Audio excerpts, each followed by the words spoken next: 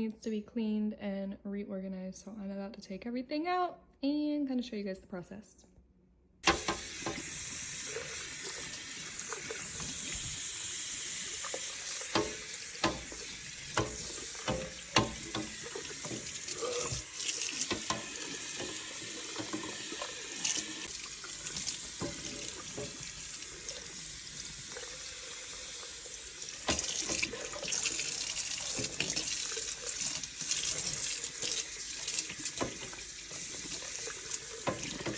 First two shelves clean. I switched the milk back to up here. I've been keeping it on bottom for a while, but I think I like it better up here.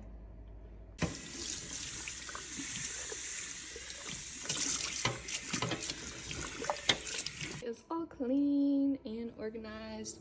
This cheese and cream are staying out because I'm doing mac and cheese tonight. But yeah.